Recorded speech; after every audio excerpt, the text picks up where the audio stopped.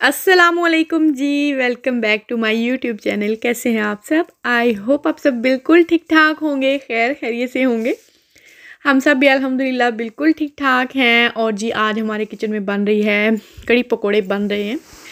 कड़ी जो है ऑलमोस्ट डन हो चुकी है और साथ में ये पकोड़ों का जो मसाला है ये भी साथ साथ मैंने रेडी कर लिया था। इसको भी काफ़ी टाइम गुजर गया, थोड़ी देर पहले अगर बना कर रख देना, इससे पकोड़े जो हैं वो बहुत सॉफ्ट सॉफ्ट से बनते हैं। और कड़ी में जो पकोड़े होते हैं हमेशा जो है सॉफ्ट ही हों तो ही मज़े के लगते हैं। और कड़ी भी देख सकते हैं आप कितनी स्मूथ है। और ये मैं कड़ी का एक टिप है जो कि मैं हमेशा ही मतलब मैं इसी तरह से बनाती हूँ, क्योंकि इसमें जो खड़े खड़े मसाले होते हैं ना, जो इलायचियाँ, जो दालचीनी या जो ज़ीरा या जो भी चीज़ें होती हैं ना, वो मुझे अच्छी नहीं लगती, या प्याज जो आप मसाला भूनते वक्त करते हैं, तो मैं वो हमेशा छान लेती हूँ। जब ये हाफ़ डन हो जाती है तो इसको मैं छान लेती हूँ, इसमें से सारे मसाले वो निकाल लेती हूँ और उसके बाद जो है ना इसको अच्छे से जो है वो फिर पका लेती हूँ। तो इसकी जो है ना रेसिपी मैंने टोटली जो है वो रिकॉर्ड नहीं की थी, और क्योंकि इसकी जो रेसिपी है वो पहले से चैनल पे मौजूद है और उसका लिंक जो है मैं इंशाल्लाह डिस्क्रिप्शन बॉक्स में ऐड कर दूँगी, तो आप वहाँ से चेक कर सकते हैं अगर आप इस रेसिपी को ट्राई करना चाहें। तो बहुत ही मज़ेदार सी बनती है। और यहाँ पर पकोड़े जो हैं वो मैं बना रही हूँ, और दूसरी साइड पे जो है ना मैंने बिल्कुल लो फ्लेम पे जो आखिरी वाली होती है ना उस पर मैंने कड़ी को रख दी है, क्योंकि ऑलमोस्ट वो बन चुकी है। अभी बस उसके अंदर पकोड़े डालते जाएंगे, और ये हल्की सी आग में इसीलिए रखती हूँ ताकि जो है ना ये पकोड़े इसके अंदर अच्छे से सॉफ्ट हो जाएं और पकते रहें अंदर। और जो इसकी थिकनेस है ना वो इतनी ही होनी चाहिए, क्योंकि जब आप पकोड़े डालेंगे, जब वो इसके अंदर फूलेंगे, सॉफ्ट होंगे, जब पूरी कड़ी जो अपने अंदर एब्जॉर्व कर लेंगे, तो उसके बाद जो है ये कड़ी बहुत ज़्यादा थिक हो जाएगी अगर आप पहले से ही इसको ज़्यादा करेंगे तो इसीलिए मैं इस तरह से रखती हूँ। इसके बाद पकोड़े डालते जाते हैं, और ये पकोड़े डालने के बाद कोई आधे पौने घंटे के बाद हम इसको जो है ना वो मैं सर्व करती हूँ, ताकि अच्छे से जो है ना वो खाने के काबिल हो जाए। और जी व्लॉग जो है वो इतने दिनों के बाद क्यों अपलोड कर रही हूँ, वैसे ये एक हफ़्ता पुराना व्लॉग है जो कि आज मैं एडिट करके डाल रही हूँ। व्लॉग इसलिए नहीं आ रहा था कि मोमिन की तबीयत जो है ना पिछले पूरे वीक से बहुत ज़्यादा ख़राब थी, उसको बहुत ज़्यादा जो है ना वो बुखार था, तेज़ बुखार था, तो बस उसी के साथ मैं बिज़ी थी, इसीलिए कोई भी जो है ना वो वीडियो वगैरह उसके बाद ये उस दिन मैंने बनाया था, मैंने सोचा था सेकंड डे जो है वो मैं ये एडिट करके जो है अपलोड कर दूँगी, लेकिन नहीं कर सकी थी क्योंकि उसी दिन उसको बुखार हो गया था।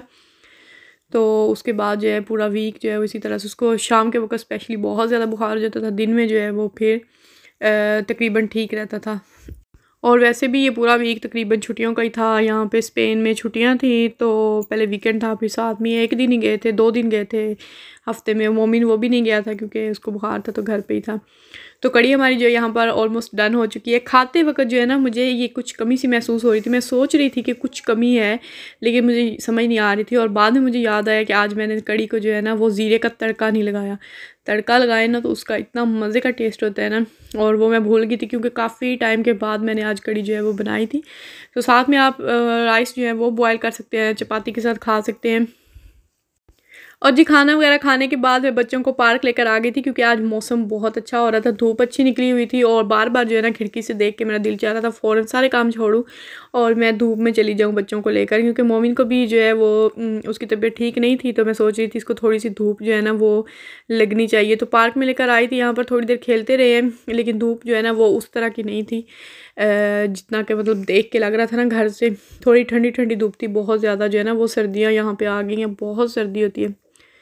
तो सर्दियों में तो ऐसी धूप जो है वो फिर किस्मत से मिलती है, और उससे फिर फ़ायदा उठाना चाहिए। तो खैर यहाँ पर थोड़ी देर खेल रहे थे बच्चे, और बाकी वैसे काफ़ी ज़्यादा रश था, क्योंकि धूप जैसे निकलती है ना सभी लोग जो हैं वो स्पेशली बच्चों को छुट्टी वाले दिन लेकर लाजमी पार्क में आ जाते हैं। लेकिन अभी यहाँ पर लंच का टाइम हो रहा था, तो सभी लोग जो हैं वो यहाँ से चले गए थे, और हम लोग आराम से फिर यहाँ पर बैठ कर इंजॉय कर रहे थे। कबूतरों के लिए मैं दाना भी लेकर आई थी, क्योंकि कुछ दिन पहले भी आए थे, तो ऐसे ही कबूतर जो है ना आसपास घूम रहे होते हैं, बच्चों के कोई चीज़ खा रहे होते हैं। तो ये मेरे पास घर में पड़ा हुआ था, घर में गर्मियाँ थी जब मैं डालती थी कबूतरों को दाना, अपनी खिड़की में जो बालकनी है ना वहाँ पे मैंने रखा हुआ थी प्लेट। लेकिन जो हमारे नेबर्स हैं ना उनको इससे भी प्रॉब्लम थी, तो वो एक दिन आ गई थी, कह रही थी कि जो है ना आप की खिड़की में ये रखना अलाउड नहीं है, यहाँ पर आपने पानी और जो है दाना वगैरह कबूतरों के लिए रखा हुआ आते हैं, तो फिर वो मेरी खिड़की में भी आ जाते हैं, मेरी खिड़कियाँ गंदी होती हैं, तो ये गंद डालते हैं। और अभी मैं नीचे से गुजर रही थी तो मेरे सर में जो है वो एक ब्रेड का टुकड़ा लगा है, तो ये है तो वो है, तो मैं शिकायत कर दूँगी। मैंने कहा अच्छा भाई मैं उठा लेती हूँ बहन, तुम ज़रा सुकून से रहो, वो बेचारे परिंदे जो हैं वो बेशक गर्मी से मर जाएँ। ऐसी छोटी छोटी चीज़ों पर ना इन लोगों को प्रॉब्लम होती है, पता नहीं कैसे लोग हैं यार ये। तो बस उस दिन से मैंने कभी नहीं डाला। हालांकि इतने कबूतर उनको आदत बनी हुई है, उनको पता है कि इस घर से मैं खाना वगैरह मिलता है, तो मैं भी नहीं डालती हूँ। मुझे इतना तरस आता है ना उन पे। तो ये मैं अभी पार्क में लेके आ गई थी। किसी दिन ये ना कहें कि ये तो बच्चों के खेलने वाला पार्क है, तो यहाँ पर जो है ये कबूतरों को ना दाना डालें। हालांकि काफ़ी ज़्यादा वैसे ही कबूतर आते हैं कि बच्चे कुछ ना कुछ खा रहे होते हैं, तो वो फिर गिरता रहता है, तो वो उठा के फिर खाते रहते हैं।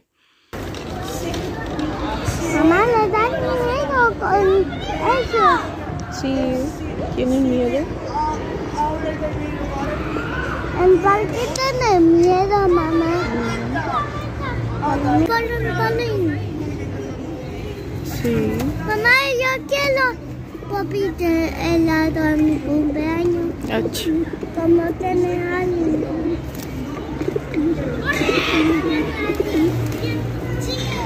Lala, ¿por qué le haces a los palomas?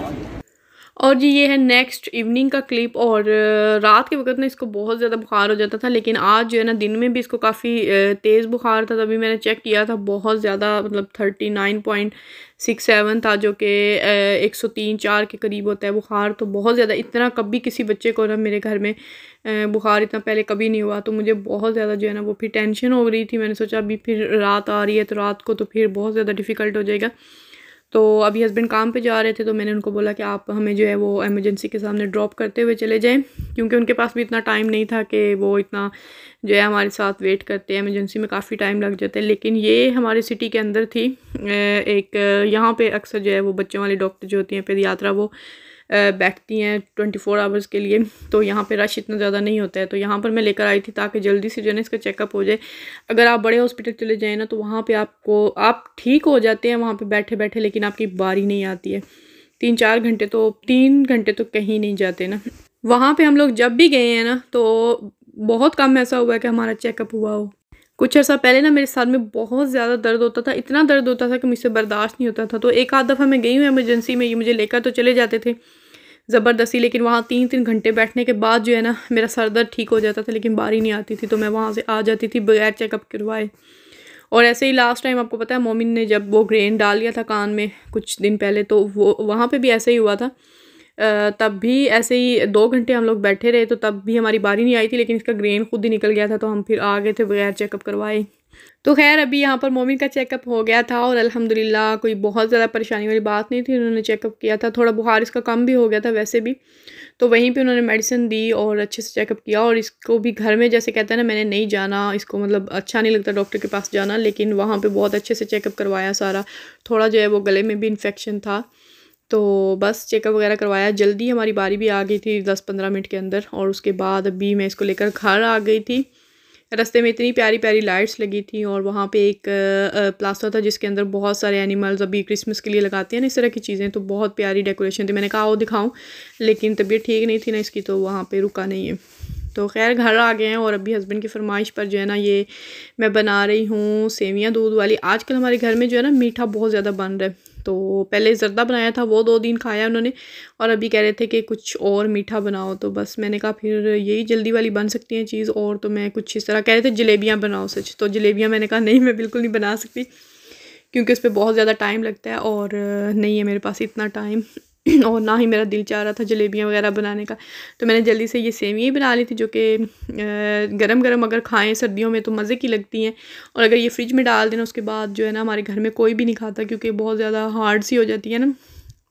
तो जी ये था आज का व्लॉग। आई होप आप लोगों को अच्छा लगा होगा। छोटा सा मिनी सा व्लॉग है, बस मोमी की तबीयत की वजह से जो है मैं बस इतना ही शेयर कर सकी थी। और अभी उसकी नेक्स्ट जो है बर्थडे का व्लॉग मैंने किया हुआ है, शूट किया हुआ है। उसकी बर्थडे गुजरी है अभी कल ही, तो इंशाल्लाह मैं जल्द ही कोशिश करूँगी कि वो अपलोड कर दूँ।